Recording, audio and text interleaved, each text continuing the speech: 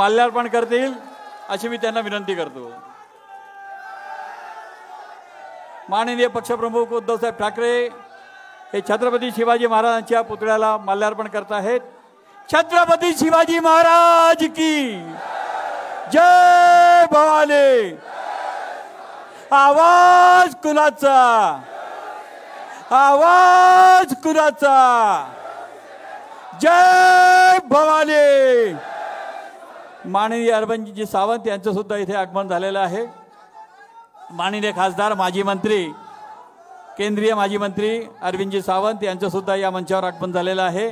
शिवसेनेचे सचिव खासदार विनायकजी राऊत यांचं सुद्धा इथे मार्गदर्शन झालेलं आहे। मी सर्वांना विनंती करतो की त्यांनी दीप प्रज्वलन करावं। माननीय पक्षप्रमुख उद्धवजी ठाकरे यांच्याबरोबर अरविंदजी सावंत, खासदार विनायकजी राऊत, मिलिंदजी नार्वेकर, विरोधी पक्षनेते अंबादासजी दानवे यांनी दीप प्रज्वलन करून या कार्यक्रमाची सुरुवात करावी। आमदार नितीनजी देशमुख यांनी सुद्धा मंचावर यावं।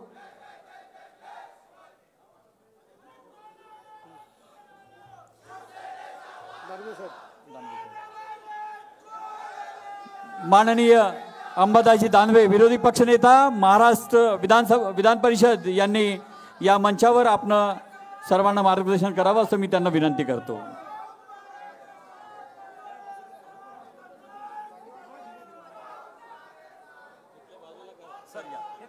सर्वांनी मंचावर सर्वांनी बाजूला व्हावं, सर्वांनी मागे व्हावं आणि बाजूला व्हावं। दानवे साहेब आपण सर्वांना मार्गदर्शन करतील।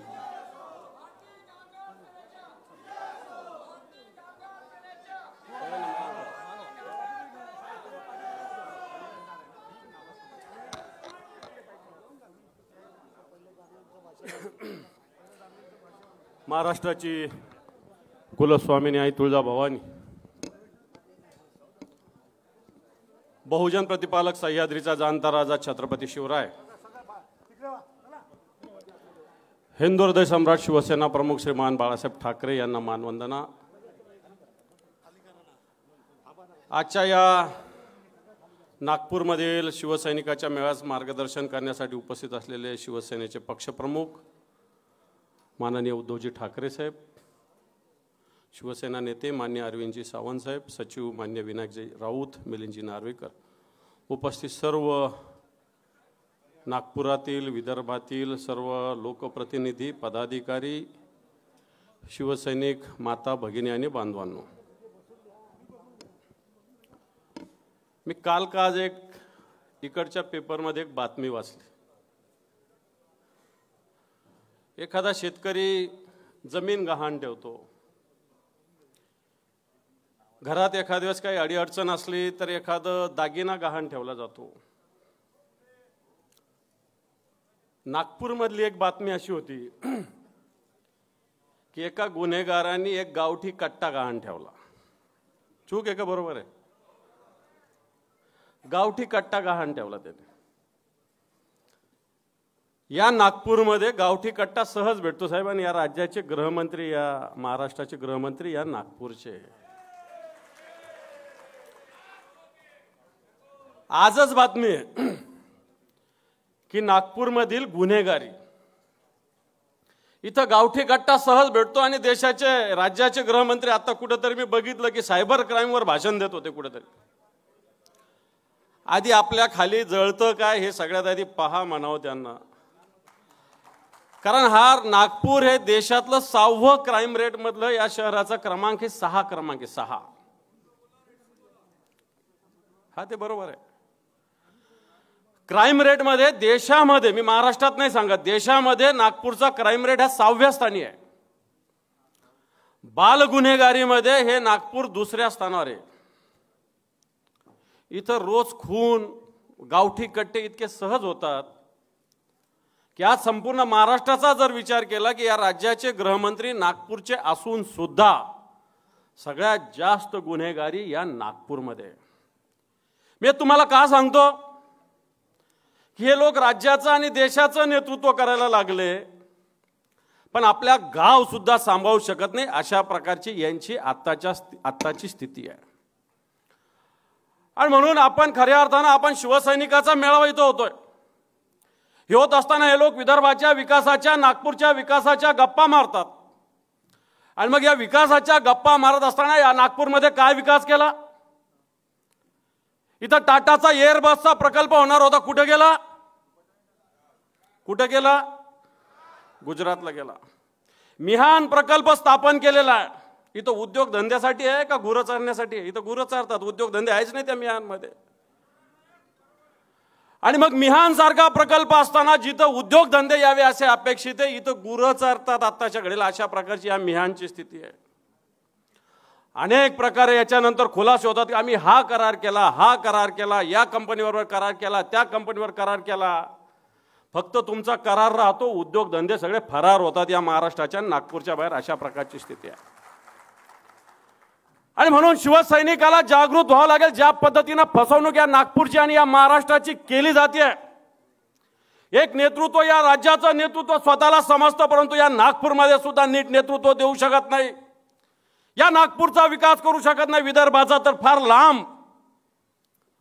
उद्धवजी ठाकरे साहेबांच्या नेतृत्वाखाली सरकार होतं, त्याच वैधानिक विकास मंडळाविषयी गप्पा मारल्या जात होत्या. या वैधानिक विकास मंडळाला मुदतवाढ मिळाली पाहिजे. आता 1 वर्ष झालं, 13 महिने झालं.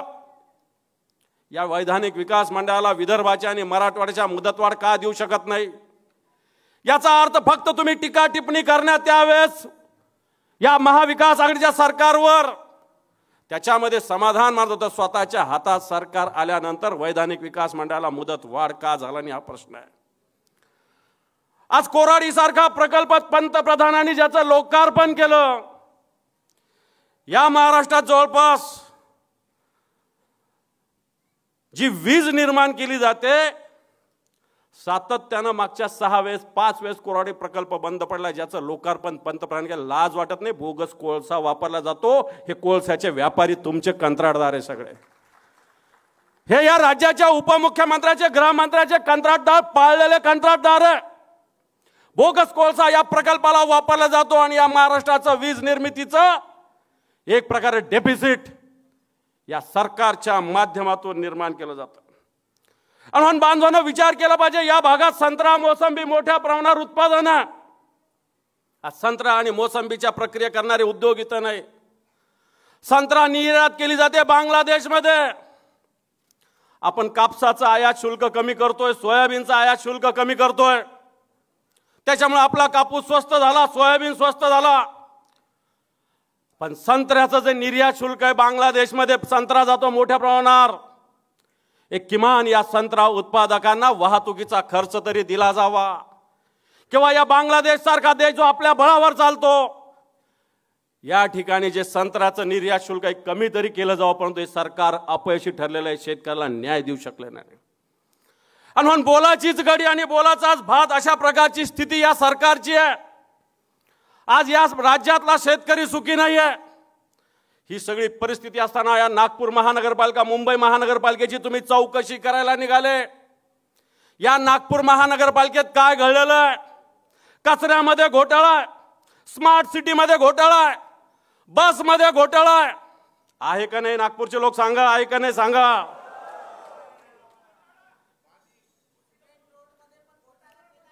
चोवीस बाय 7 पाणी द्यायचं कबूल केलं होतं.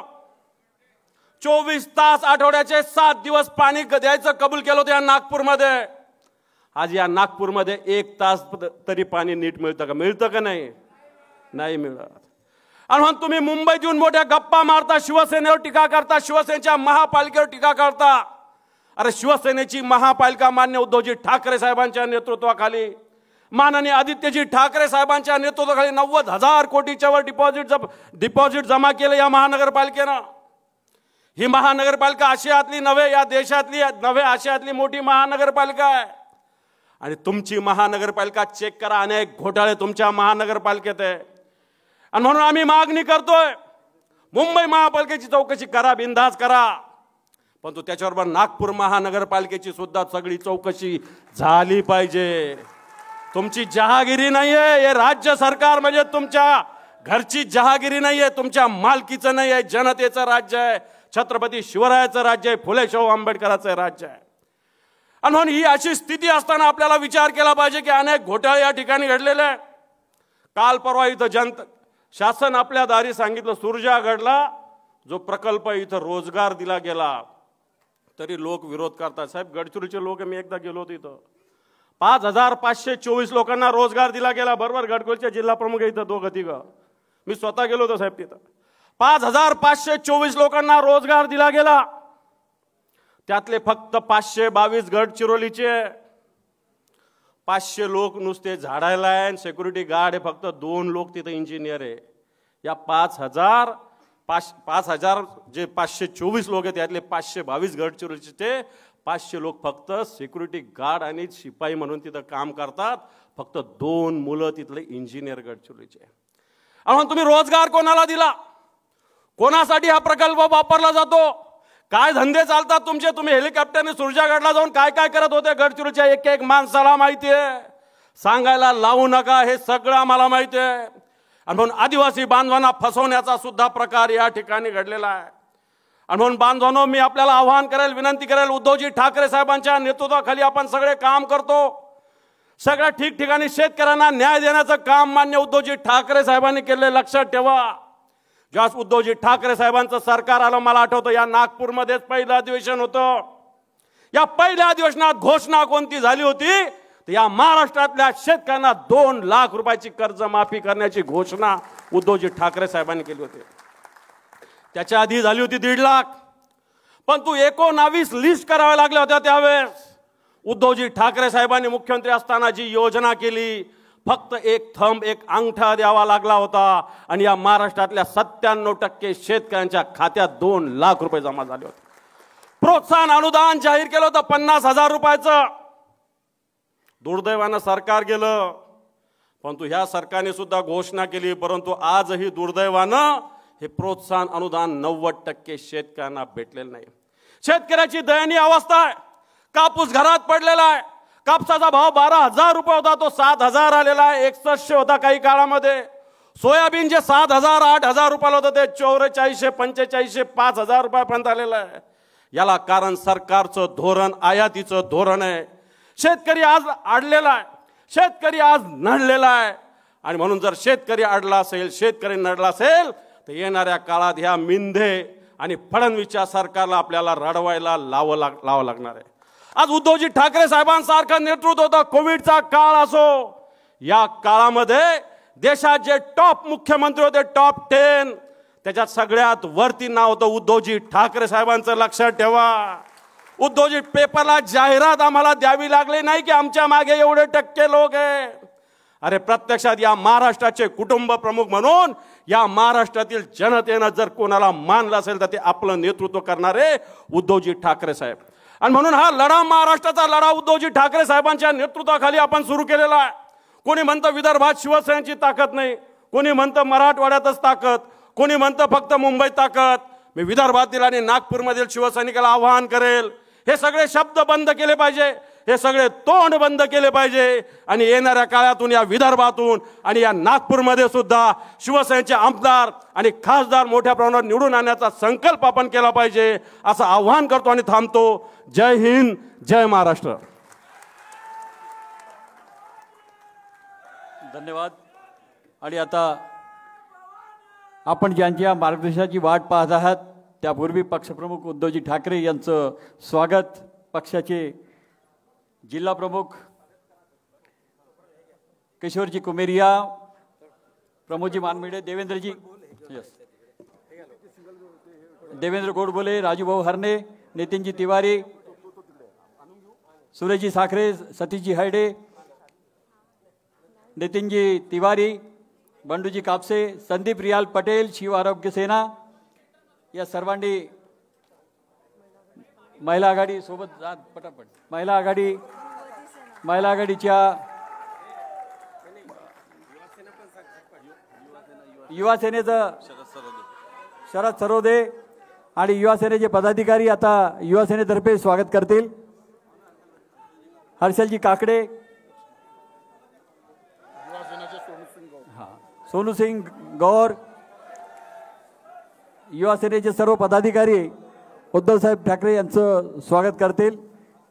यानंतर महिला आघाडीचं महिला आघाडीच्या पदाधिकारी साहेबांचं स्वागत करतील। शिल्पाताई बोडके, मंगलाताई गवरे आणि सर्व झालं। एक मिनिट सर,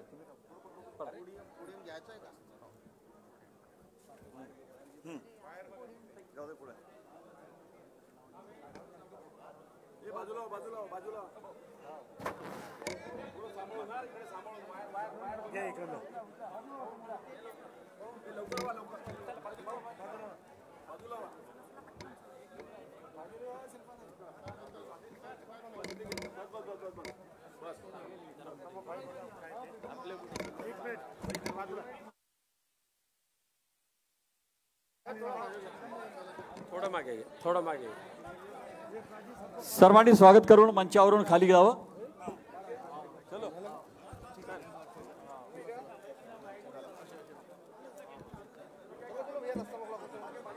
बस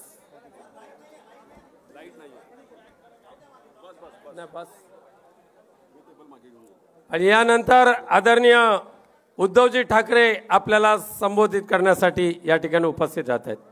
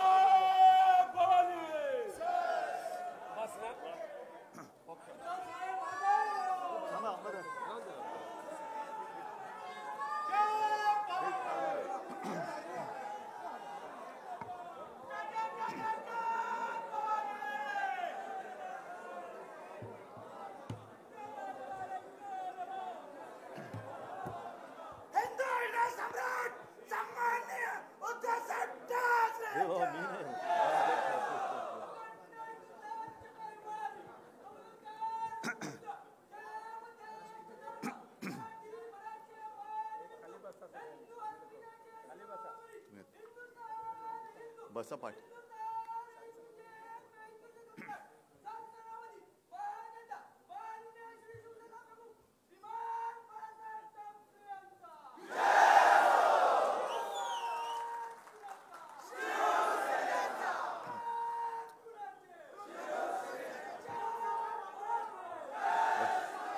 जमलेल्या माझ्या शिवसैनिक बांधवांनो, भगिनींनो आणि मातांनो,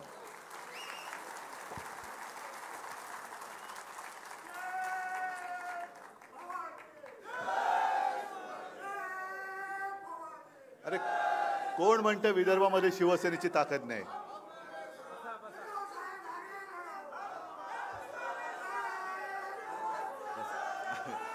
अरे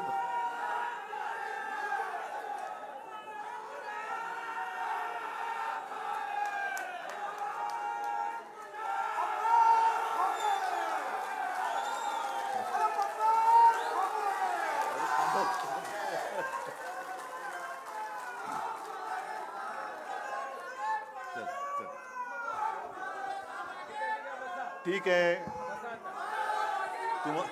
तुम्हाला खास बैठो। अरे बढ़ने दो ना अभी आगे।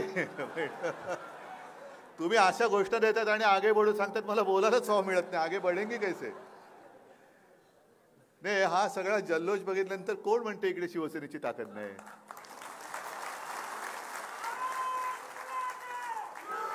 नाही, एवढ्या आवाजावरती लोकांना कळले आपली ताकद आहे।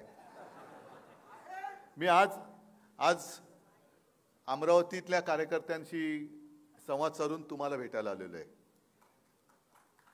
मी आता हा पाऊस जो आता सुरू होईल, पहिलं म्हणजे आई जगदंबेच्या चरणी प्रार्थना करतो की अजूनही पाऊस रुसलेला आहे।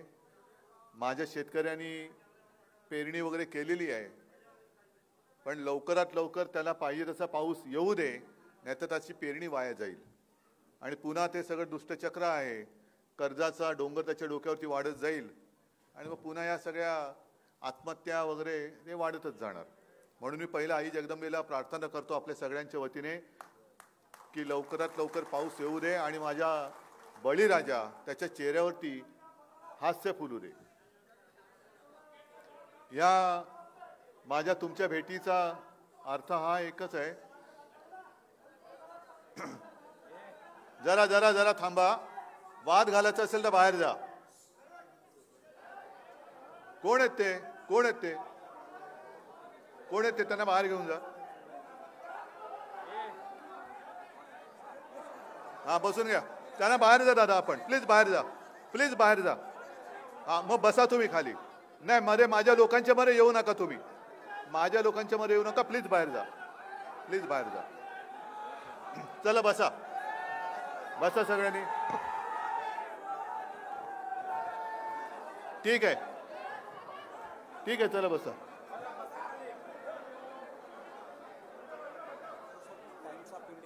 नाही असू रे. लोकांच्या आणि माझ्या मध्ये येऊ नका. माझ्या आणि माझ्या कार्यकर्त्याच्या मध्ये येऊ नका. बसा. बसा सगळेजण. बसा. चला बसून घ्या सगळ्यांनी. नाही तुम्ही सगळे जा. जा. हा बसा. मुंबईमध्ये मी कार्यकर्त्यांशी भेटत असतो, बोलत असतो. पण मुंबईच्या बाहेर तुम्ही सगळेजण मातोश्रीवरती येत असता, त्यांच्याशी मी बोलत असतो. पण या पावसाळ्यामध्ये मी असं ठरवलं की आता जाहीर सभा तर काही घ्यायच्या नाहीयेत. तसं पाहिलं तर आपली नागपूरची एक महाविकास आघाडीची सभा झाली आणि त्याच्यानंतर आपण एक मुंबईची घेतली आणि मग जरा महाविकास आघाडीच्या सभा थांबवल्या. का थांबवल्या तुम्हाला कल्पना आहे की तिकडे मुंबईच्या बाजूला जे घडलं ऐन उन्हामध्ये, तळपत्या उन्हामध्ये, हे सगळे महाविकास आघाडीला उत्तर देणारे मोठे नेते त्यांच्या स्वतःच्या राजकीय स्वार्थासाठी त्यांनी धर्माचा आधार घेतला आणि एक मोठा मेळावा तिकडे भरवला. करोडो रुपये त्याच्यावरती खर्च केले. श्री सदस्य स्वतः एसी तंबूत बसले. स्टेजवरती गारेगार होतं. पण माता भगिनी सगळ्या उन्हामध्ये तळमळत होत्या. त्यांना पाणी सुद्धा नव्हतं आणि होऊ नये तेच घडलं. 15 बळी हे सत्तेच्या लोभापायी घेतले गेले. तेवढा मी काही निर्घुण नाहीये, अजिबात नाही. ती घटना घडल्यानंतर आपण त्या सभा थांबवल्या आणि आता पुन्हा सुरुवात तर करायची आहे. पण पावसाळ्यामध्ये येता जाताना कोणाला त्रास होऊ नये म्हणून मी असं ठरवलं की हा जो पावसाचा मोसम आहे त्या सीझनमध्ये माझ्या प्रमुख पदाधिकाऱ्यांना भेटावं, त्यांच्याशी बोलावं. काही जणांशी मी जिथे आता म्हणजे काल अमरावतीला होतो, रेस्ट हाऊसमध्ये पण काही प्रमुख पदाधिकारी आले होते, त्यांच्याशी बोललो आणि तिथेही मार्गदर्शन केलं. तत्पूर्वी दिग्रजला पोहरादेवीचं दर्शन घ्यायला गेलो होतो. पण तिकडे जवळपास छोटी एक सभाच झाली. लोक आता थांबलेत, वाट बघतायत. कर्नाटकामध्ये जे काही घडलं, आम्ही येताना गाडीमध्ये बोलत होतो. अरविंद सावंत होते, विनायक राऊत होते. पूर्वी एक आशा होती. आता सगळेजण म्हणजे काल परवापर्यंत आपल्या सोबत जे बसले होते ते आता पलीकडे गेलेत आणि त्यांना अचानक साक्षात्कार झाला की जो काही विकास घडतोय तो त्यांच्याचमुळे घडतोय. कालपर्यंत शिव्या देत होते, आता अचानक विकास पुरुष झाले. हा त्यांचा स्वतःचा विकास होतोय, देशाचा कुठे विकास होतोय. पण हे सगळे जे काही विकास पुरुष आहेत, आता मला एक क्षण आधी विश्वास बसला नाही कानावरती. मी अंबादासना परत विचारलं काय म्हणून, गहाण काय ठेवलं. ते बोलले गावठी कट्टा गहाण टाकला जातो आणि त्याच्यावरती पैसे दिले जातात. म्हणजे माझ्या शेतकऱ्याला जर कर्ज पाहिजे असेल तर त्याची जमीन, घर, पत्नीचं मंगळसूत्र गहाण त्याला टाकावं लागतं आणि इकडे गावठी कट्ट्यावरती पैसे देणारी अवलाद या नागपूरच्या गृहमंत्र्यांच्या गावामध्ये. काय ह्याला दुर्भाग्य म्हणायचं नाही तर काय म्हणायचं. संताप येतो तो याचसाठी येतो, माझी खुर्ची काढून घेतली म्हणून नाही. पण तुम्ही जी खुर्ची उभवतायत त्याच्यामध्ये नुसती ही नासलेली रक्तपिपासू ढेकणं तयार होत आहेत, ह्याचा तुम्ही काही अंदाज घेताय की नाही. आता देवेंद्र फडणवीस आपले माननीय उपमुख्यमंत्री काय त्यांच्यावरती बोलायचं, त्यांची हालत अशी विचित्र झालेली आहे, त्यांची हालत अशी झाले सहनही होत नाही आणि सांगता येत नाही. म्हणजे काय झाले नाही, काय नाही काय नाही काय नाही, पण झाले काहीतरी नक्की, पण सांगण्यासारखं नाहीये, सांगण्यासारखं नाहीये. आणि आपण असं म्हणतो ना, बोले तैसा चाले त्याची वंदावी पावले, बरोबर ना. आपले हे माननीय उपमुख्यमंत्री, त्यांचं एक क्लिप आहे, ती तुम्हाला मी ऐकवतो. कारण मध्ये त्यांनी असं सांगितलं की मी पुन्हा येईन असं बोललो होतो, पण मी एकटा नाही आलो, 2 जणांना घेऊन आलो. पण ते 2 जण कोण आहेत? एनसीपीशी राष्ट्रवादी काँग्रेसची युती होणं शक्यच नाही. नाही नाही नाही, आपत धर्म नाही, शाश्वत धर्म नाही, कुठलाही धर्म नाही. एक वेळ रिकामे राहू, एक वेळ सत्तेशिवाय राहू. एक वेळ मला कोणीतरी विचारलं तुमचा विवाह होणार आहे का, मी म्हटलं अविवाहित राहणं पसंत करीन, पण राष्ट्रवादी सोबत राहणं नाही नाही नाही.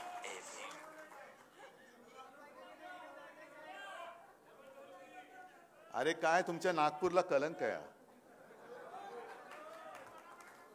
नाही नाही नाही म्हणजे हो हो हो असं त्याचा अर्थ. आणि आता ते सांगतायत की उद्धव ठाकरेंनी आमच्या पाठीत खंजीर खूप असला म्हणून आम्ही यांच्या बरोबर गेलो. पहिला उद्धव ठाकरेच्या पाठीत खंजीर कोणी खूप असला? 2019 पासून ते 24 पर्यंत तुमच्या किती 2014 ते 19 तुमच्यासोबत सत्तेत होतो ना. त्याही वेळेला मला काँग्रेस राष्ट्रवादीकडनं निरोप आले नसतील का? जे आता आम्ही केलं ते त्यावेळेला करायला पण नाही केलं. कारण जे करायचं ते उघड करायचं. 2014 साली युती शिवसेनेने नव्हती तोडली. आज ते म्हणतात की शिवसेनेने हिंदुत्व सोडलं. त्याही वेळेला आम्ही हिंदूच होतो, आजही आहोत आणि मरू त्याच्यानंतर सुद्धा हिंदूच राहू. पण 2014 साली असं काय घडलं होतं की तुम्ही आमच्याशी युती तोडलीत? मला आज सुद्धा ते सगळा घटनाक्रम माझ्या डोळ्यासमोर आहेत. मी तुळजाभवानीचं दर्शन घ्यायला गेलो होतो. तुळजाभवानीचं दर्शन घेऊन मी घरी आलो, कारण निवडणूक 2 दिवसावरती अर्ज भरण्याची शेवटची तारीख होती. उमेदवार नक्की करत होतो. मातोश्री मग पूर्ण गजबजून, ती गजबजलेली नेहमीच असते, पण उमेदवार होते, शिवसेनेचे कार्यकर्ते होते. आणि मी त्यांच्याशी बोलत असताना संध्याकाळी 6-6:30च्या सुमारास एकनाथ खडसेंचा फोन आला आणि मला म्हणाले, उद्धवजी आता आपलं काय जुळेल असं वाटत नाही. म्हटलं जुळेल असं वाटत नाही म्हणजे तुटतंय कसं? कारण जुळलेलंच आहे.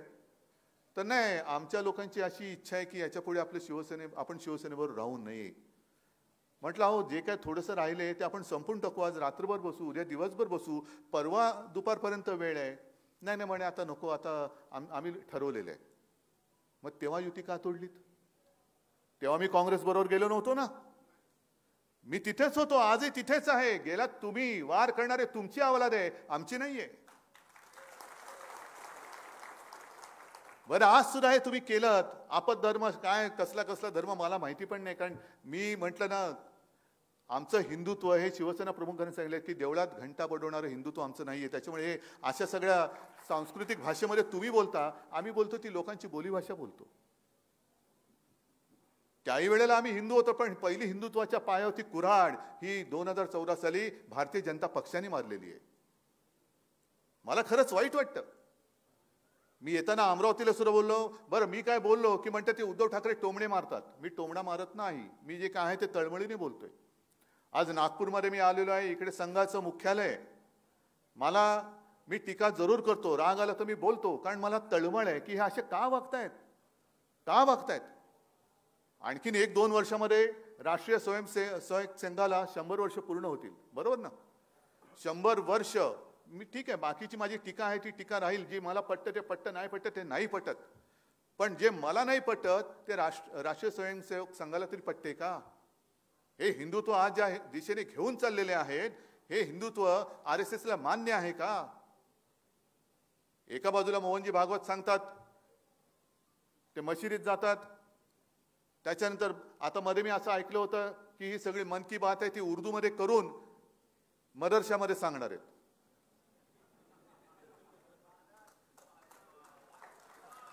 म्हणजे एका बाजूला हे पण करायचं, पण उद्धव ठाकरे आणि शिवसेना जर काँग्रेस सोबत गेली तर हिंदुत्व सोडलं.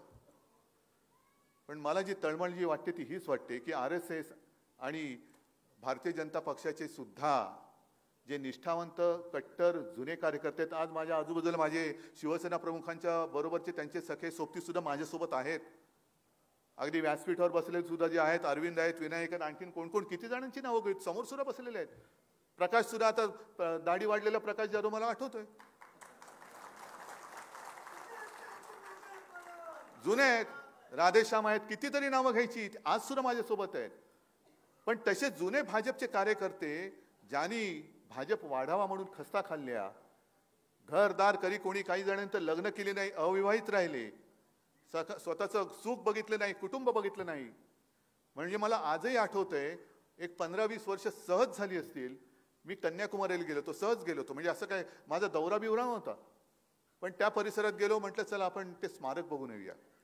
मग तिकडे गेल्यानंतर अचानक एक व्यक्ती माझ्यासमोर आली, मला भेटायला आली. आपण उद्धव ठाकरे का? म्हटलं हो, या. मग त्यांनी मला स्वतः फिरून दाखवलं आणि ती व्यक्ती तिथली ती कार्यवाह वगैरे असते तशी होती, RSSची कार्यकर्ती. मग मी सहज त्यांच्याशी गप्पा मारल्या आणि त्यांना मला आश्चर्य वाटलं, अविवाहित होती ती व्यक्ती. म्हटलं तुम्ही करता काय? काय नाही, सूर्योदय झाला की त्याच्या आधी यायचं, सूर्योदयाला झेंडा फडकवायचा, सूर्यास्ताच्या वेळेला तो मानाने उतरवायचा, नीट ठेवायचं, सगळं व्यवस्थित बघायचं, पुन्हा लॉन्चनी तिकडे जायचं, राहायचं, पुन्हा सकाळी तिकडे यायचं. म्हटलं घरदार, अविवाहित आहे. म्हटलं मग पाऊस पडला तर जिकडे राहतो तिकडे आमची लायब्ररी आहे, तिचं काम करायचं. तसेच शरद कुलकर्णी होते. म्हणजे मला खरं या गोष्टी आता आठवत आहेत आणि मी तळमळीने का बोलतो? तुम्हाला वाटेल ह्यांना नेमकं झालं काय? झालं काय नाहीये, मी सुद्धा अस्वस्थ आहे की ह्यांना काय झालेलं आहे. ही लोक एवढी कशी काय बदलू शकतात? मन की बात बरोबर आहे, पण मन एवढं बदलतं कसं? त्याच्यासाठी मुळामध्ये मन आहे की नाही, का मन मारून तुम्ही काम करताय? शरद कुलकर्णींची आठवण मी एवढ्यासाठी काढली कारण त्या पूर्वीच्या काळामध्ये शिवसेना प्रमुख एका दिशेने त्यांचा राजकीय दौरा सुरू व्हायचा प्रचाराचा, दुसरे नेते दुसऱ्या दिशेला जायचे, मी सगळेजण विभाग ठरवून आम्ही दौऱ्याला जातो.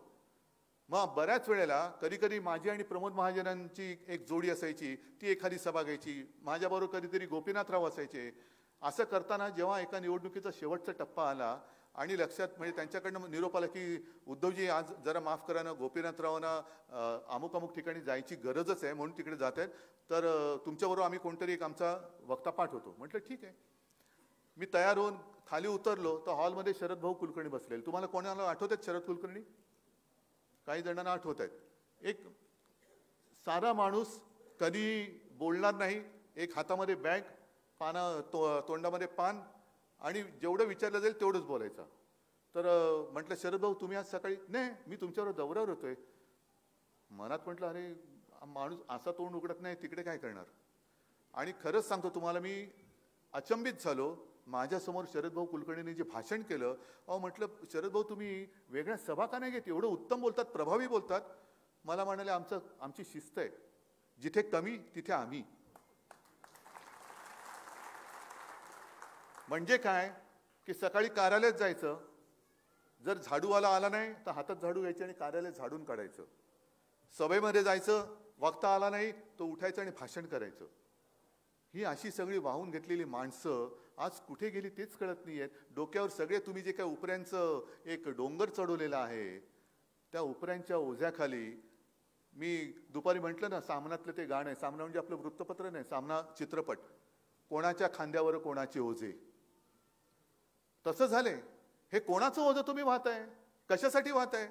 एवढ्यासाठी RSSनी 100 वर्ष काम केलं का? एवढ्यासाठी भाजपच्या कट्टर कार्यकर्त्यांनी अविवाहित राहून घरादाराकडे दुर्लक्ष करून, आणि काही ठिकाणी तर मला आजही तुम्ही युट्यूबवर गेलात तर तुम्हाला दिसेल की जिकडे भाजपा शून्य होता तो आता उद्या पुन्हा होणार आहे शून्य. तिथे लोक मागे लागायचे. मग ते मागे ते त्रिपुरा जिंकल्यानंतर ते कोणाचं नाव आलं होतं? देवधर, सुनील देवधर. त्यांना मी एकदा विचारलेलं, ते म्हणाले साहेब तुम्हाला सांगतो, काही दिवसापूर्वी ते म्हणजे तेव्हाची निवडणूक ते जिंकण्यापूर्वी गेलो, अक्षरशः म्हणे रस्त्यावरती भाजपवाला म्हटलं का लोक मारायचे, पण तरी आम्ही थांबलो आणि जिंकलो. मग आता जिंकल्यानंतर याजसाठी केला होता अट्टहास, तो कालचा दिन बरा होता असं म्हणायला पाहिजे की कालपर्यंत बरं होतं, आज सत्ता आल्यानंतर सगळे उपरे डोक्यावरती बसलेले आहेत.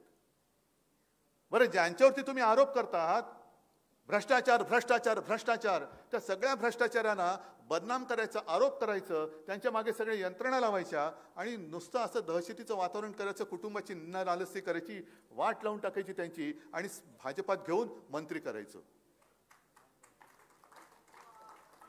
म्हणजे नाही, ते कमी आहेत आता, त्याला आता काही किंमत नाहीये. पण हा मुद्दा सोडू नका, हा लावून ठेवा. का ते तुम्हाला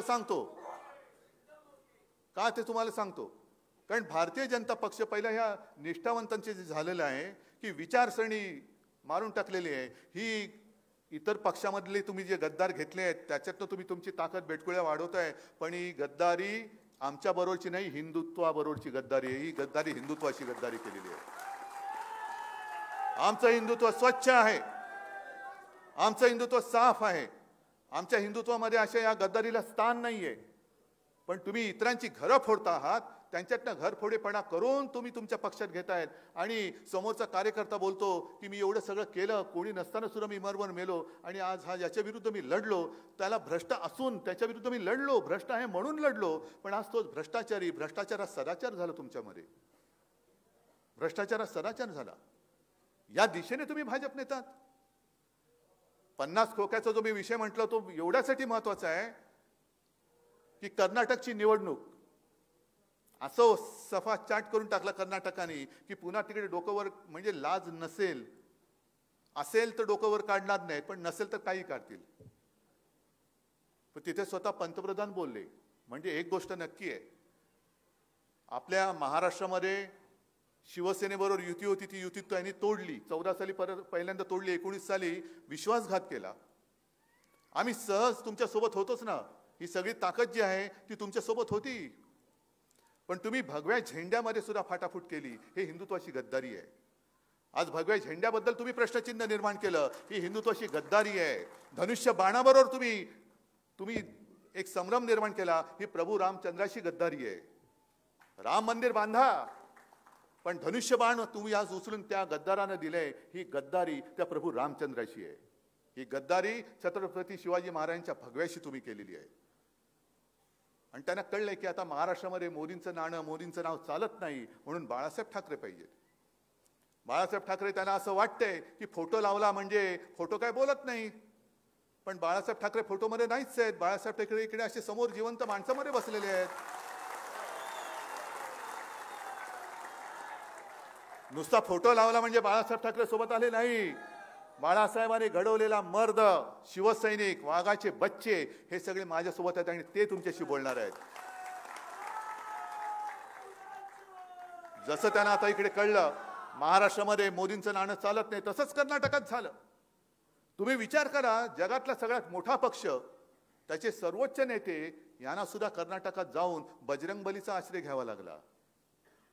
म्हणजे मला आश्चर्य वाटतं की मध्ये आपले चंद्रकांत दादा पाटील बोलले होते की तसं बाबरी आणि शिवसेनेचा संबंध नाही, हिंदुत्व आणि शिवसेनेचा संबंध नाही.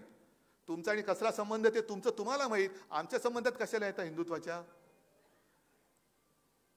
पण आमचा संबंध नाही. त्यावेळेला जेव्हा बाबरीचं रान पेटलं होतं आणि तेव्हा ज्या निवडणुका झाल्या होत्या, त्या निवडणुकीमध्ये हिंदुत्वाचा प्रचार करणारा एकमेव मर्द होता, ते म्हणजे हिंदू हृदय सम्राट बाळासाहेब ठाकरे. राम मंदिर झालंच पाहिजे हे तिकडे ठणकावून निवडणुकीच्या भाषणात बोलले, म्हणून त्यांचा मतदानाचा अधिकार काढून घेतला होता. याला म्हणतात हिंदुत्व. अमरनाथ यात्रा, जर अमरनाथ यात्रेला धक्का लागला तर मी हज यात्रा होऊ देणार नाही, कोण बोललं होतं? पण हे सगळं झाल्यानंतर हे विसरायला लावायचं आणि आमचा तोच बाप्या. पण त्यांना सुद्धा आता बजरंगबलीशिवाय दुसरं कोणी तारणार नाहीये. म्हणजे एका बाजूनी भ्रष्टाचारावरती बोलतायत, हे सगळे भ्रष्टाचारी एकत्र करतायत. कर्नाटक सरकार एवढं बदनाम झालं होतं, 40% 40% टक्केवारी खाणारं सरकार म्हणून लोकांच्या मनामध्ये जे गेलं ते एवढं गेलं की शेवटी मोदींना सुद्धा बजरंगबली की जय बोलून मतदान करा असं आवाहन करावं लागलं. म्हणजे जसं आपण म्हणतो ना राम भरोसे, तसं बजरंगबली भरोसे त्यांना सोडून द्यावी लागली ती निवडणूक, कारण स्वतःमध्ये भरोसा नाहीये. आज सुद्धा शिवसेना फोडल्यानंतर सरकार मजबूत होतच त्यांचं ना. गद्दारी तर गद्दारी करून घेतली आणि सरकार मजबूत केलं, तरी देखील राष्ट्रवादी त्यांना फोडावी लागली. फोडली नाही तर राष्ट्रवादीवरती आरोप केले. हजारो कोटी घोटाळे करणारा पक्ष, national corrupt party, national corrupt party 4 दिवसामध्ये एकदम सरट झाली. म्हणजे पार्टीच्या पार्टी आता जे गेले तिकडे ते म्हणतात आम्ही फुटलेलो नाही, आम्ही अख्खा पक्ष घेऊन यांच्यासोबत गेलेलो आहोत. मग आता ती भ्रष्टाचारी सगळी माणसं ही तुमच्या मांडीला मांडी लावून बसलेली, ज्यांच्या समोर तुम्ही बोललात त्या कार्यकर्त्यांनी करायचं काय? ही सगळी भ्रष्टाचारी माणसं. म्हणून मी नवीन एक मला काही वेळेला काही गोष्टी सुचतात. जसं समर्थ रामदासांनी सांगितलं होतं ना, मराठा ते तुका मेळवावा, महाराष्ट्र धर्म वाढवावा. तो महाराष्ट्र धर्म आम्ही वाढवणार आहोत.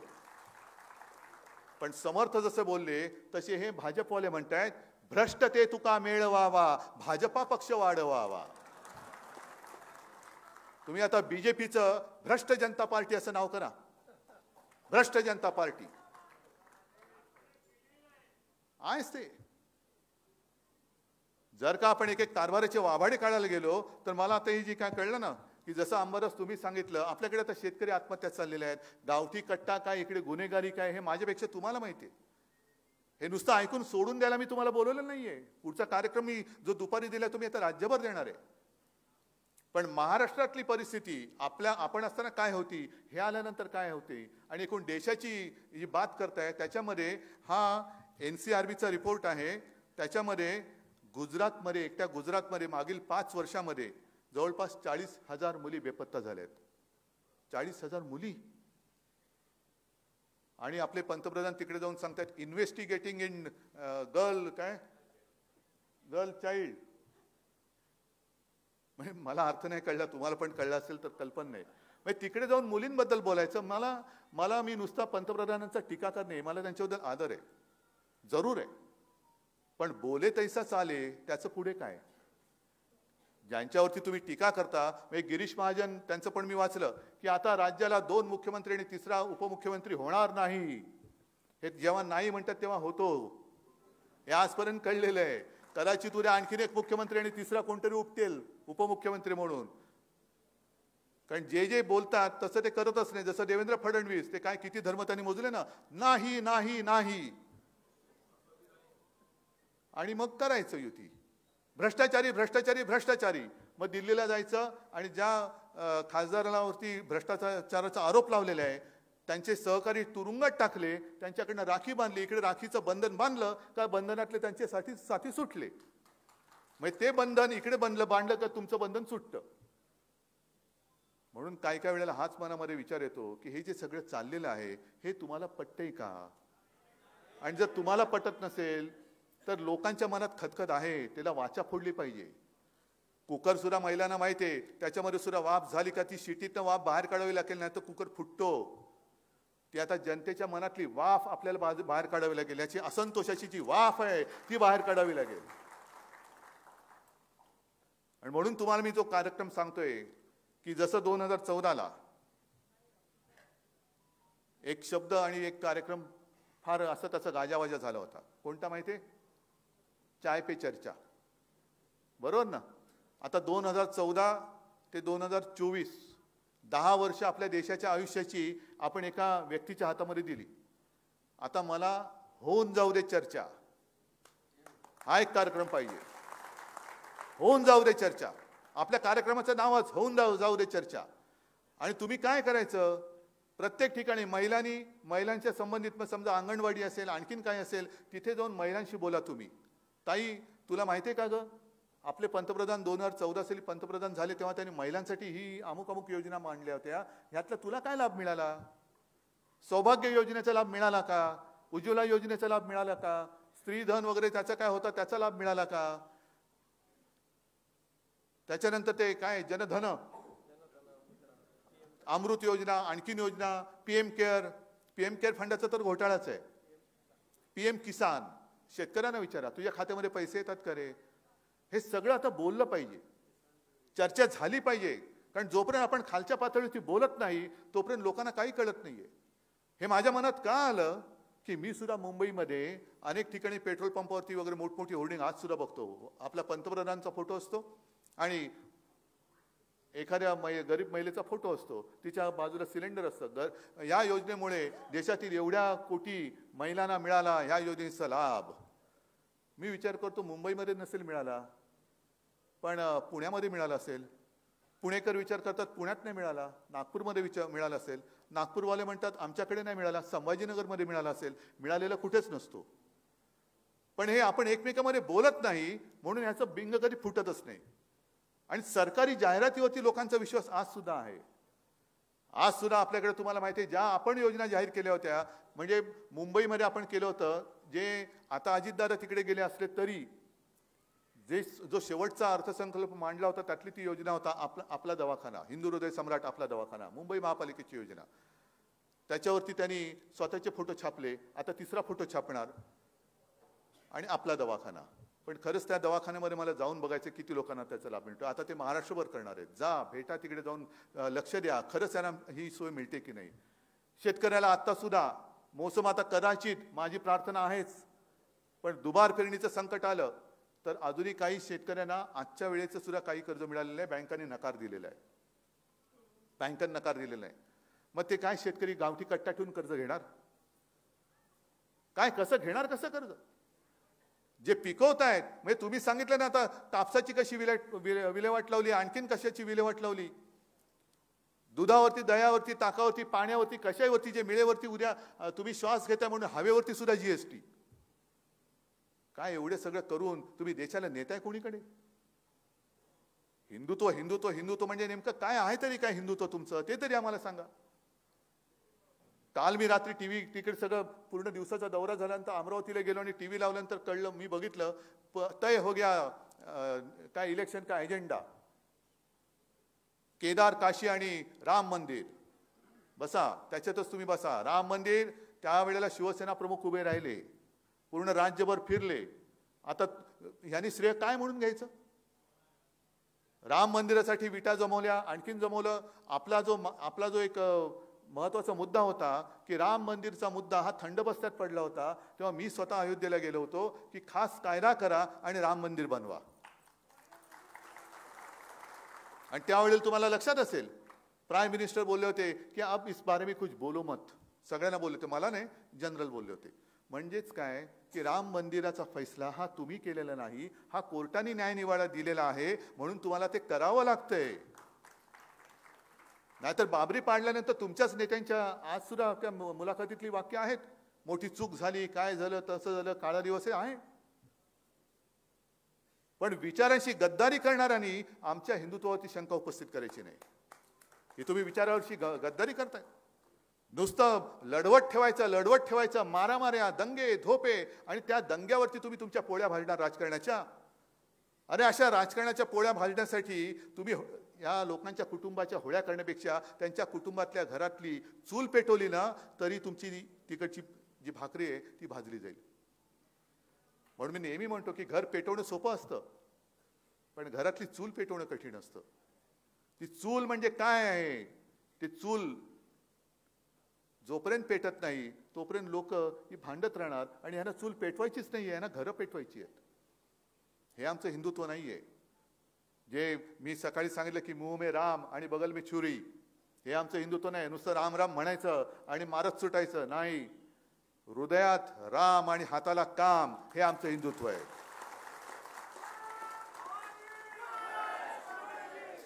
पण ही एवढी नाकर्ती लोक आहेत, ज्यांनी मोठं केलं त्यांनाच ते आता संपवायला निघालेले आहेत. मी मोठं नाही केलेलं, माझ्या वडिलांनी, शिवसेना प्रमुखाने आणि तुम्ही मोठं केलेलं आहे. त्यांना आता संपवायला निघालेले आहेत. म्हणजे यांची मजल इथपर्यंत गेली की कोश्यारी तर गेले ते बरं झालं, एक पार्सल गेलं ते बरं झालं. सावित्रीबाई फुलेंचा अपमान, छत्रपती शिवाजी महाराजांचा अपमान, तरी आपले मिंदे तिकडे बसलेच आहेत शेपूट घालून. त्याच्यानंतर चंद्रकांत पाटील बोलले तरी सुद्धा नाही, आम्ही समज दिलेली आहे. कसली समज दिली तुम्ही? आणि एक 15-20 दिवसापूर्वी तुम्ही बघितलं असेल टीव्हीवर, हे बाळासाहेबांचे विचार मी सोडले म्हणून बाळासाहेबांचे विचार घेऊन हे मिंधे सत्तेसाठी चाटत रांगत तिकडे गेले. आणि ते मुख्यमंत्री असताना शिवसेनेची शाखा तोडली, ती शाखा कशी तोडली? बाळासाहेबांचा फोटो आहे, त्याच्यामध्ये आतमध्ये छत्रपती महाराजांचा फोटो आहे, पुतळा आहे, पण बाळासाहेबांच्या फोटोवरती हातोडे मारले गेले. हे मान्य आहे तुम्हाला? आपल्या दैवताच्या फोटोवरती हातोडे. मग या मिंद्याला मी सांगतोय, तुमच्यात हिंमत असेल तर भाजपच्या एका नेत्याच्या फोटोवरती हातोडा मारून दाखवा, दुसऱ्या क्षणी वर्ण दिल्लीतनं हातोडा तुमच्या डोक्यात पडेल.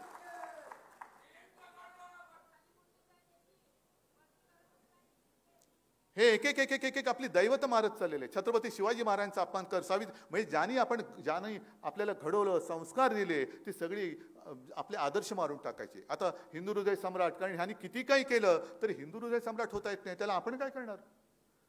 आपण काय करणार? पण मग बाळासाहेबांचं नाव राहता कामा नये म्हणून त्यांची शिवसेना संपव. जे नड्डा बोलले होते ना की देशामध्ये एकच पक्ष राहील, अजिबात नाही.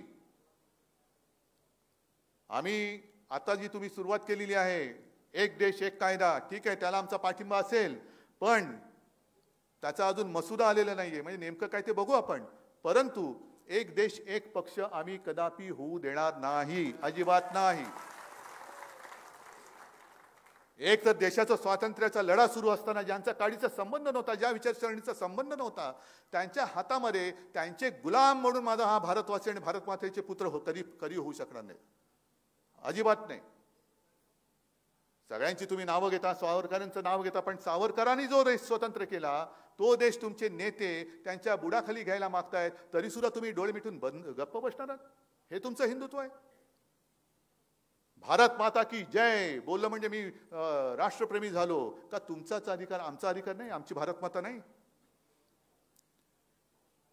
एक 2 दिवसापूर्वी कार्यक्रम झाला होता, त्या कार्यक्रमात मी बोललो होता, यांचा होता मला वाटतं जवाहरलाल नेहरूंची जन्मशताब्दी, विजयबाबू वगैरे सगळे ते होते व्यासपीठावरती. तेव्हा मी बोललो होतो, आपल्याला दोन्ही अनुभव नको आहेत. एक अनुभव तो म्हणजे आणीबाणीचा. आता आणीबाणी म्हटल्यानंतर काही म्हणतील बघा काय बोलतायत, आणीबाणीला शिवसेनेने पाठिंबा दिला होता. हो, मीच सांगतो, शिवसेनेने पाठिंबा जरूर दिला होता, कारण त्यावेळेला देशामध्ये बेबंदशाही वाचते की काय अशी शक्यता होती, म्हणून आणीबाणीला चांगल्या अनुशासन आणि प्रशासनासाठी पाठिंबा दिला होता. पण आणीबाणीमध्ये जे काही घडलं त्याला शिवसेना प्रमुखांनी कदापि पाठिंबा दिला नव्हता, अजिबात नाही.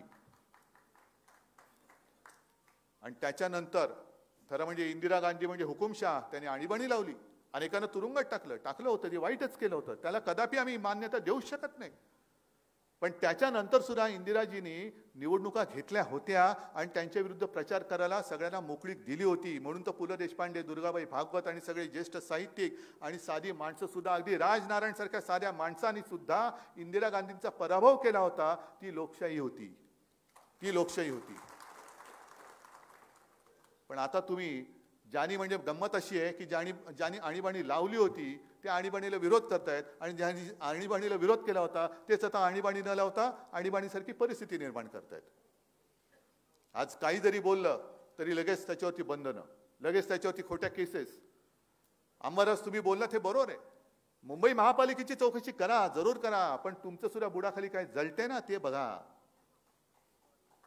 मुंबई महापालिकेच्या पैसे आणि पैशाचा हिशोब करा. का? कारण तो करता येतो. पण कोविड काळात जो काही तुम्ही लाखो करोडो रुपये पीएम केअर फंडाच्या नावाने जमवलेत, अगदी एका रकमेने टाटानी सुद्धा 1,500 कोटी हे पीएम केअर फंडाला दिले होते. आणि आपले सुद्धा फडणवीस सगळ्यांनी, म्हणजे इकडच्या मतांवरती निवडून आले, महाराष्ट्रात मदत करण्याच्या ऐवजी पीएम केअर फंडाला पैसे दिले. तो पीएम केअर फंडाचा पैसा हा माझ्या जनतेच्या खिशातला पैसा होता. त्याचं काय झालं? नाही, तो चौकशीच्या फेऱ्यात येऊ शकत नाही. का? पीएम केअर फंड हा सरकारी फंड नाहीये, मग त्याचा मालक कोण आहे? कोणी वापरला पैसा? कोणाच्या परवानगीने वापरला? विदाउट टेंडर पैसे वापरले का? व्हेंटिलेटर कितीला खरेदी केली? रेमडेसिवीर तुम्ही कितीला खरेदी केली? पीपीई किट तुम्ही कितीला खरेदी केले? फुकट वाटले, ठीक आहे, पण फुकट वाटले ते तुमच्या घरच्या पैशाने नाही, ज्यांच्याकडनं पैसे घेतलेच त्यांच्या पैशाने त्यांना तुम्ही ते दिलेले आहेत. काही उपकार केले नव्हते आपल्यावरती, पण परिस्थिती एवढी भयानक होती की मास्क मिळत नव्हते. एकतर कोविडवरती औषध अजूनही आलेलं नाहीये. त्याच्यानंतर 1-2 वर्षांतर लस आली.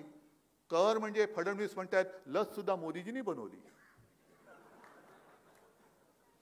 लस सुद्धा मोदीजींनी बनवली. आता यांच्यासमोर बोलायचं काय?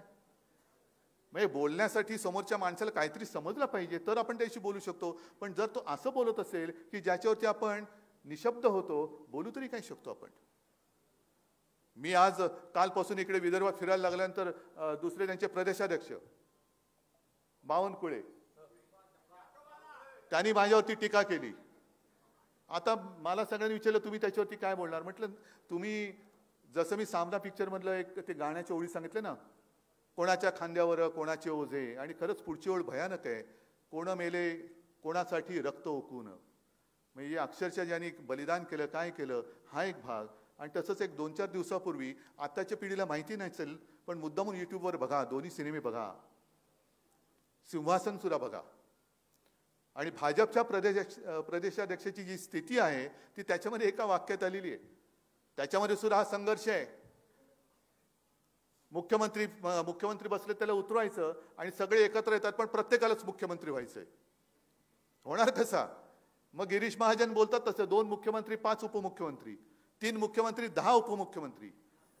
पण त्याच्यामध्ये ते प्रदेशाध्यक्ष म्हणजे भाजपचे प्रदेशाध्यक्ष मी बोलतो त्यांच्याबद्दल, तर त्याच्यात विचारतात त्या प्रदेशाध्यक्षाला, ते निळू फुले पत्रकार दाखवलेत दिगू, आणि ते प्रदेशाध्यक्षाबरोबर गाडीत बसलेत आणि बोलतात काय चाललंय, कसं चाललंय, तुम्ही काय करताय वगैरे. झाल्यानंतर तो प्रदेशाध्यक्ष म्हणजे काय असतं, शिर्डीच्या शेपट्यासारखं असतं म्हणे, ना आबरू झाकली जात ना माशा उडत, तशी तुमची हालत आहे. आणि तुम्ही काय माझ्यावरती टीका करताय, तुम्हाला काय करायचं तेच कळत नाही. गेल्या निवडणुकीत तुमचं तिकीट कापलं गेलं होतं, तुम्हाला ना धड पक्षाची आबरू सांभाळतायत ना निष्ठावंतांना तुम्हाला सावरता येते, सगळी आबरू जाते आणि काहीच होत नाहीये तुमच्याकडनं. जे चाललंय ते बस प्रदेशाध्यक्ष तर प्रदेशाध्यक्ष आहे ना, खुर्ची खेळा लागलं तरी चालेल, कुठेही लागलं तरी चालेल, पण खुर्ची आहे ना, बसा त्याच्यावर. तर ही अशी सगळी मंडळी, हा सगळा कारभार, या कारभाराच्या विरुद्ध आपल्याला उभं राहायचंय. म्हणून तुम्ही सगळे कार्यकर्ते आहात.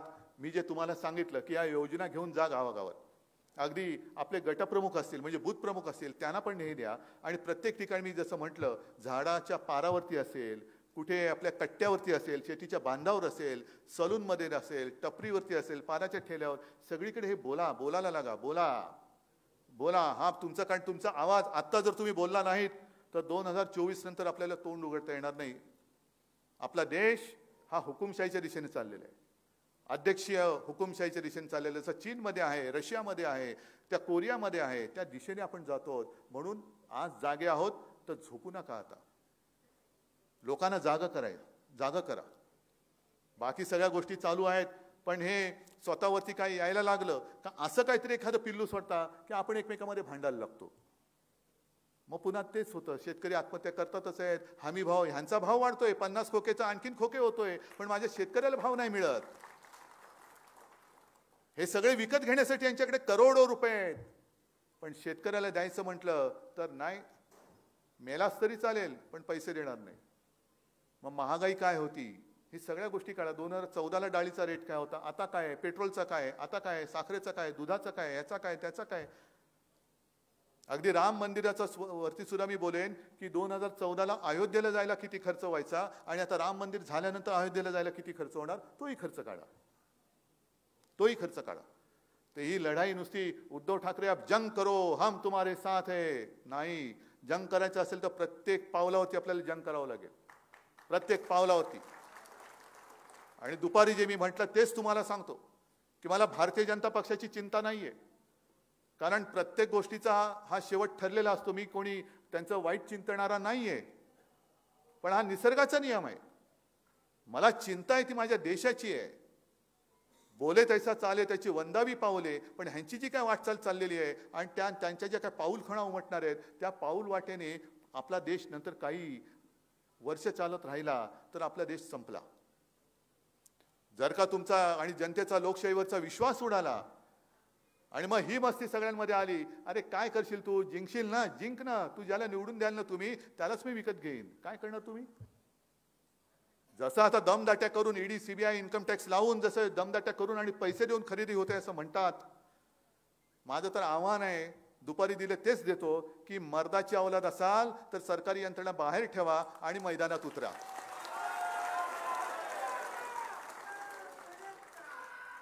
आणि सरकारी यंत्रणेचा दुरुपयोग करायचाच असेल तर मोदी मध्य प्रदेशमध्ये जाऊन मोदीजी प्रचाराचा नारळ फोडतात, पण मणिपूरमध्ये अजून जात नाहीयेत. मणिपूरमध्ये धुमसते मणिपूर माहिती आहे का बातम्याच येत नाहीत आमच्याकडे. मणिपूरमध्ये सुद्धा त्या एका निवृत्त लष्कराच्या एका अधिकाऱ्याने ट्विट केलेलं काही दिवसापूर्वी, इकडे चाललेलं आहे म्हणजे काय होईल कधी होईल सांगता येत नाही, दिवसा ढवळ्या काय होईल, कोणाचं घर जाळलं जाईल, कोणाला मारलं जातंय काही कळत नाही. कोण आहेत हे दंगेखोर? कुठून आली त्यांच्याकडे शस्त्र? कोण पुरवते त्यांना शस्त्र? का तुम्ही तिकडे जात नाहीत?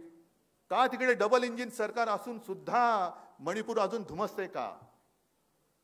आणि जर मणिपूर शांत करायचं असेल तर आपल्या उपऱ्या दलाल जो आपल्या इकडे मराठी मातीत येऊन मराठी माणसावरती आरोप करतोय तो उपरा दलाल होय दलाल, त्याला तिकडे पाठवा आणि तिकडे म्हणा जा तुझी फुशारकी तिकडे दाखव, त्या तिथल्या दंगलखोरांवरती भ्रष्टाचाराचे आरोप कर, ईडीला सोडा, सीबीआयला सोडा, इन्कम टॅक्सला जाऊ द्या, येतील की नाही मला माहिती नाही परत, पण जाऊ द्या. पण गेल्यानंतर आरोप करा, आरोप केल्यानंतर सगळे कसे भाजपात येतील बघा, सगळे दंगेखोर भाजपामध्ये, आणि मग मणिपूर शांत करा ना तसं. इकडे तुम्ही माझ्या साध्या शिवसैनिकाला त्रास देता, कोणाची आई आजारी असली तरी घरामध्ये घुसता, झोपडपट्टीमध्ये राहणारा शिवसैनिक असला तरी त्या झोपडीमध्ये जाता. अरे मग एवढी मर्दुमकी तुम्ही मणिपूरमध्ये दाखवा. तिकडे सगळे शेपट्या घालतायत आणि इकडे केवळ महाराष्ट्र साधू संतांचा देश, आमच्यावरती संस्कार झालेत म्हणून आम्ही तुमचा अन्याय सहन करायचा. अन्याय सहन करणं ही महाराष्ट्राची परंपरा नाहीये. अन्याय मोडून तोडून टाकणं हे सुद्धा आमच्या छत्रपती शिवाजी महाराजांनी दाखवलेलं आहे. जर तुम्ही अन्याय कराल तर त्यांनी दिलेली संस्काराची तलवार आम्हाला एक दिवस तुमच्यावरती चालवावी लागेल. संस्कार झालेत म्हणजे आम्ही शेळपट झालो याचा त्याचा अर्थ नाहीये. पण तुमच्यामध्ये जर का मर्दुमकी असेल तर जा मणिपूरमध्ये पहिले जाऊन तिकडे तळ ठोकून बसा आणि पाठवा तिकडे ईडी सीबीआय वगैरे सगळे. जातील कुठे ना, बरोबर आहे. पण या सहनशीलतेचा सुद्धा कुठेतरी एक अंत होणार. आणि मला असं वाटतं ही लढाई माझ्या एकट्याची नाहीये. मला काहीतरी व्हायचंय म्हणून मी आलेलोच नाहीये. मला काय करायचं नाही करायचं तुमच्यावरती मुख्यमंत्री वगैरे तर माझी तेव्हाही इच्छा नव्हती. देश का नेता जाऊ द्या, पहिला देश कैसा हो हे पहिले ठरवा. देश का नेता होत राहतील पण माझा देश जगाचा नेता झाला पाहिजे ही माझी इच्छा असली पाहिजे. आणि आपली सगळ्यांची ओळख ही हिंदुस्थानी म्हणून भारतीय म्हणून झाली पाहिजे. त्यांचे अंधभक्त म्हणून होता कामा नये. एक व्यक्ती ही माझ्या देशाची ओळख होऊ शकत नाही. माझा देश ही त्या व्यक्तीची ओळख असू शकेल. मध्ये आपले मिंदे मुख्यमंत्री कुठेतरी गेले होते आणि त्यांनी कोणीतरी विचारलं, असं म्हणतात कोणत्या भाषेत विचारलं मला नाही माहिती, पण विचारलं तुम्ही कुठून आलात, तर ते बोलले इंडियामधून. ते बोलले अच्छा मोदींच्या देशातून. मोदींचा देश का सर्वसामान्यांचा देश नाही? क्रांतिकारक आणि अगदी सावरकरांचं तुम्ही नाव घेता, सावरकरांचा देश नाही? छत्रपती शिवाजी महाराजांचा देश नाही? शाहू फुले आंबेडकरांचा देश नाही? शेतकऱ्याचा देश नाही? कामगाराचा देश नाही? जवानाचा देश नाही? मग भारत माता म्हणायची की नाही म्हणायची? का यांनाच फक्त आपला नेता म्हणून मानायचं आणि भारत मातेचे सुद्धा तुम्ही पुतळे हटवणार? ते त्यांना लख लाभो, पण आम्ही जगू ते आमच्या हिंदुस्थानचे नागरिक म्हणून, आमच्या भारत मातेचे सुपुत्र म्हणून जगू. आणि ही लढाई आपल्या ओळखीची आहे. आपली ओळख काय असणार आहे जगामध्ये, ती ओळख कशी करायची ह्याची ही लढाई आहे. ही लढाई जी आपलं हिंदुत्व बदनाम होते त्या हिंदुत्वाचं रक्षण करण्याची, देशाचं रक्षण करण्याची आणि देशातल्या लोकशाहीचं रक्षण करण्याची ही लढाई आहे. आणि म्हणून या लढाईमध्ये तुम्ही जसा तो सैनिक बिचारा एखादा शहीद झाल्यानंतर कळतं हा कुठल्या गावचा, मग त्याचं कुटुंब कळतं, त्याचं नाव कळतं, पण हजारो लाखो सैनिक आपल्याला त्यांची ओळख पण नाही, ते आपल्याला ओळखत नाही, आपण त्यांना ओळखत नाही, पण आपल्यासाठी तिकडे छातीचा कोट करून उभे असतात. त्यांच्या त्या कर्तृत्वाला तरी आपल्याला जागलं पाहिजे. त्यांना अभिमान वाटला पाहिजे, अरे मी ज्या देशासाठी मरायला तयार आहे तो माझा देश सुद्धा जिवंत आहे आणि त्या देशामध्ये जिवंत माणसं आहेत. त्यांना सुद्धा एक बरं वाटलं पाहिजे. नाहीतर हे म्हणतील कशा शेळपटासाठी मी लढू, हे असे शेपट्या घालतात, जरा कोणी वरनं डोळे विटारले काही शेपट्या घालतात, मग या सगळ्या आपल्या दैवतांना काय वाटेल? आणि त्यांची एक जाण ठेवून ही लढाई आपल्याला लढायची नाही, ही लढाई आपल्याला जिंकायची आहे. आणि जर तुम्ही साथ देणार असाल तर आत्ताच मला हात वर करून सांगा, हो आम्ही साथ सोबत आहोत.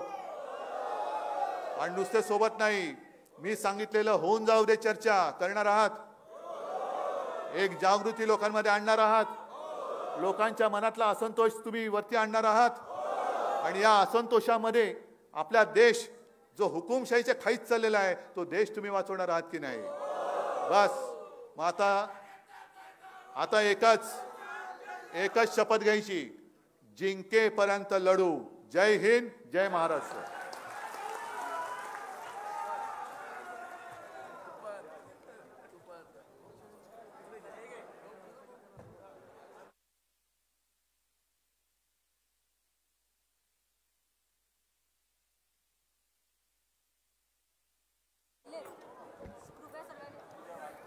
राष्ट्रगीत होणार आहे. 2 मिनिटं थांबा. पूजा मानमोडे उद्धवसाहेब ठाकरे यांना, पक्षप्रमुख उद्धवसाहेब ठाकरे यांना पत्र्याची फ्रेम भेट देणार आहे. त्यानंतर कृष्णकांत बापूरावजी मोहोळ, अनुष नियोगी, विजय दत्तात्रय ठाकरे, संदीप वसंतराव वडई, राजेंद्र रामदासजी बोडे, विश्वेश्वर गोपाळ भुजबळ, सोमनाथ भागवत प्रसाद सनदिया, राहुल सावरकर, राजू देशमुख, किरण विश्वेसिया, नंदा सावरकर, योगिता यादव, रुणाली तातोडे, संगीता खोबराकडे, कीर्ती सुरणकर यांचा प्रवेश झालेला आहे पक्षात. या सर्वांचा पक्षात प्रवेश झालेला, ज्यांची नावं मी वाचलेली आहेत. पूजा मानमोडे साहेबांना फ्रेम देते आहे. सर्व स्टेजच्या खाली होतील. प्रफुल्ल महागाळकर यांचाही प्रवेश झालेला आहे. आणि आता राष्ट्रगीतासाठी सर्व आपल्या जागेवर उभे होतील.